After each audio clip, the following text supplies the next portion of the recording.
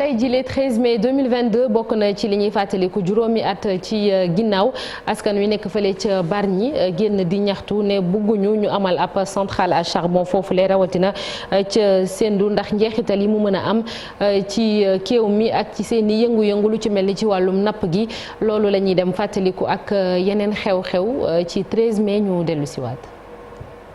ñett ci weeru mai atum 1963 Mamadou Dia nekkoon président bu conseil de gouvernement ñu condamné ko ci bërëb bu lax bu nekk ci haute cour de la justice fii ci Ndakaaru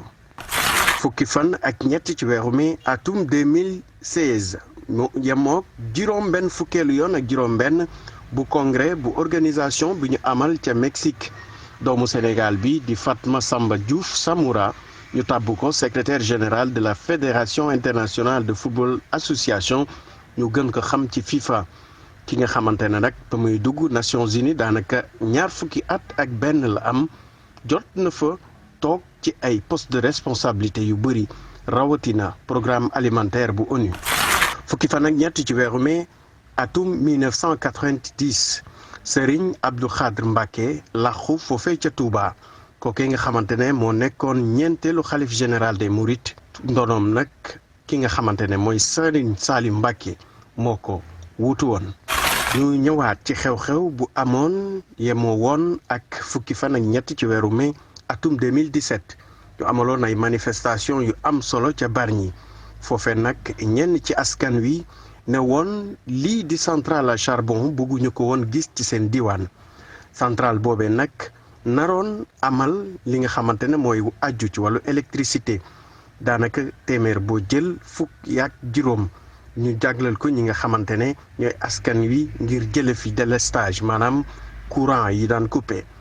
ñu ne nag loolu di ab convention bu ñu xaatimoon diggante société bi di société nationale d'électricité du Sénégal di Sénélec ak beneen këru liggéeykaay bu nekk ca Suède Nicom Synergétique Fatou Samba bokk ci collectif des populations yi nga xamante ne bëgguñu woon gis li nga xamante ne mooy centrale boobee ñëwaat ci li nga xamante ne mënoon na ko indil jafe-jafe askan we yeewu foofu ca Bargny.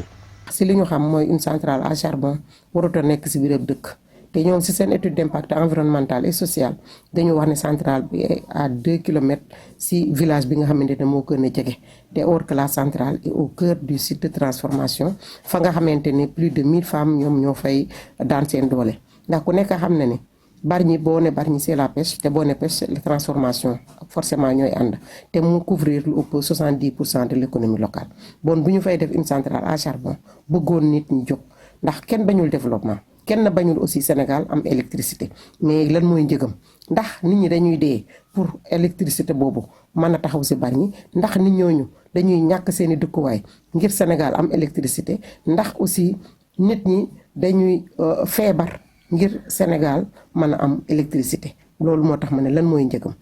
wàllu environnement aussi ku nekk xam ne Bargny dafa bokk ci 4 zones les plus vulnérables face à l'érosion côtière ba tax suñuy mag yu baax magu Bargny demoon seeti maire bi fi ne woon muy maire sortant jox ko seeni suuf moom mu jël ko def ay lotissement minam 1 minam 2 muy 1433 parcelles ñu xëy jël centrale ba teg ko ci kaw lotissement yooyu xañ waa Bargny seen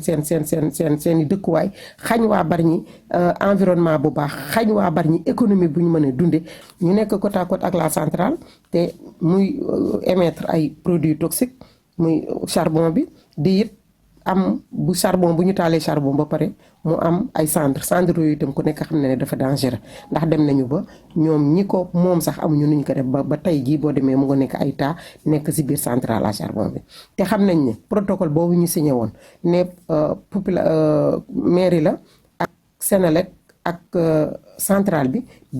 kenn yëgu ko ñoom ñoo signé seen protocole waaye nag ba yëf yi jëmee kaw te xam ne waa dëkk bi dañ war na am nañu droit pour jóg xeex ko te lii tax ñu di ko xeex du xeex pour bëgg xeex mais pour xeex pour mën a jot suñu bakken la ndax centrale ku nekk xam ne li muy def baaxul ci wér gu yaram ba ñu koy andi centrale bu ñu démonté la indi ko muy centrale bu vétus ba nga xamante ne lañ sa doon seetlu lañ sa bëggoon ba tey amuñu ko ndax moo waral ba tey jii ñuy wax nii ay réparation ak ay lu kenn xamul ci lañ nekk mais nag bii loolu la am ñun sonn nañu ndax feebar nañu ñàkk nañu suñu liggéey ndax dem nañu ba seeni eau de process jóge ci centrale bi ñëw dugg ci biir site bi yàq suñuy jën ba dañu mujj eau yu ussi mu ñëw constaté ko ñu ne nañ waxtaan ci diggante mbokk ak mbokk jéem a fay jigéen ñi mu bañ a jëm kaw te loolu yëpp ja ñun en tant que femme transformatrice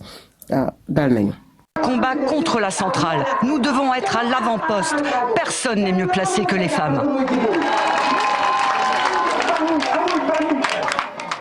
jërëjëf Ibou Diouf projet bi Chérif ci jamonoy Abdoulaye Wade ci boppam président Abdoulaye Wade ci la ñu nangu woon projet boobule ngir mu am waaye coow li bëri na boobu ba léegi ndax ñu ne risques environnementaux yi lépp li nga xam ne wax nañ ko ci code de l'environnement daanaka wàccowuñu ak moom même sax nag booy xool ñu ne tamit ci constitution bi maanaam ci ay texte daal lañ sukkandiku pour wax ni centrale bi respecté wul li nga xam ne mooy norme yi. parce que 2009 en général lañ commencé am kon idée bi. mais gis nga ko entre 2015 ak 2017 moom taroon na trop surtout bis bi nga xamante ni kon lu mat 5000 participants. ñu ngi doon manifester fa la xamante ci Bargny parce que ni ko waxee dañu jàpp ni lii di centrale à charbon boo xam ne occupé na déjà rek ci wàllu espace 120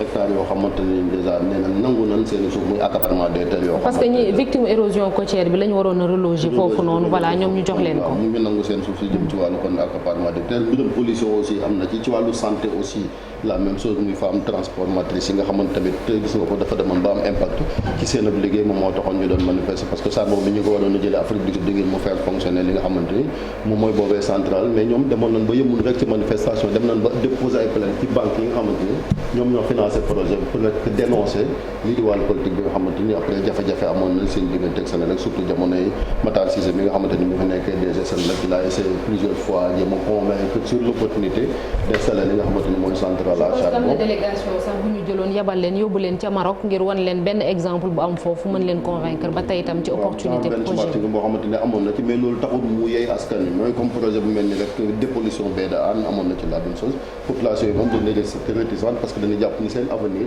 il est menacé jëm ci li nga xamante ni kon mooy wàllu environnement surtout que xeetu énergie yooyu dëkk yu bëri ñu ngi koy bëgg a bàyyee donc di dem ci ay énergie propre ngay jël ay charbon encore di ko fi indi ak li mën a quel que soit alpha même bu fekkente ni kon mën na indi Sénégal yi nga xamante ni mooy ngënal surtout waa Dakar mais mën nañoo xool naka la ñu diversifier jëm ci wàllu énergie solaire ba éolienne parce que amoon na fi ay ñoom Taïba Ndiaye ak yu ni mel genre li la mën a parc éolien bu Taïba Ndiaye il y a aussi barrage yi nga xamante ne ñi ngi def ay effort aussi la même chose donc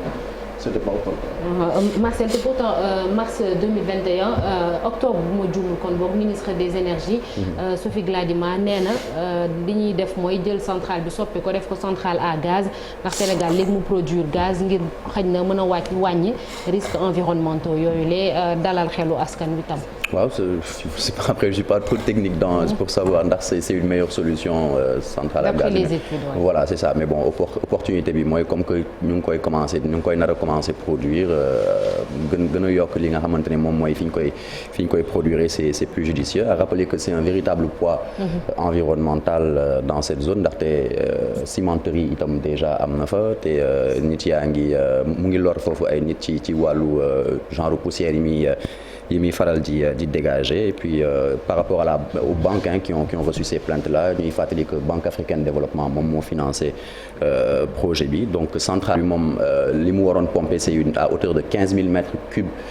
d'eau de mer par heure et puis nar a brûler lu toll ci 350 000 tonnes de charbon par année ni nga ko waxee un projet qui n'est pas en phase avec la constitution ni l'article 13 du code de l'environnement mu di itam en plus d'une école ci site boobu noonu ak li ngay xamante ne moom mooy cours d'eau ak un lieu de culte voilà donc il s'est trouvé que le site de transformation de produits halieutiques moom c'est situé à une dizaine de mètres soxna si wax na ko sànq ki doon témoigner ci vidéo bi il y a la conséquence c'est que plus de 1000 femmes peuvent perdre leur emploi dans ce secteur-là. Très rapidement El Hadj Malick constitution bi nga xam ne defaraat nañ ko ci atum 2016 moom mooy garantir sénégalais bu nekk mu am un environnement sain maanaam li ngay nokki baax li ngay fi ngay dund baax daal de manière générale. waaw effectivement parce que tey jii ku nekk da ngay aspirer dund gu baax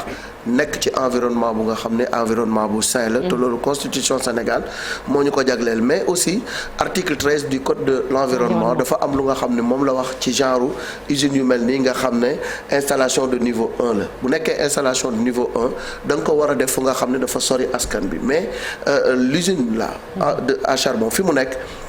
jege na askan bi presque pas moins de 500 mètres am na école Minam mi ngi foofu quartier Minam mi ngi foofu beneen bi ci des également moo di ni jigéen ñi nga xam ne dañuy liggéey ci wàllu géej ak transformation des produits halieutiques ñoom tamit seeni installation mi ngi foofu te bari ñi dafa am déjà ñaari problème ci wàllu environnement mooy l'avancée de la mer muy l'érosion côtière ak cimenterie bi nga ñëw yokkal leen ci lii ñoom nee nañu muy gaz muy charbon bugguñu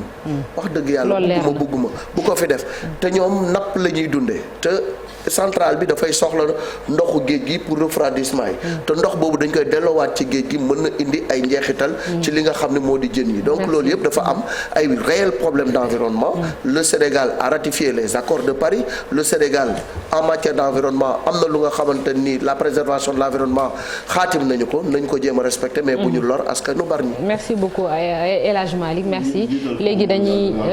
mi ngi Sénégal dañuy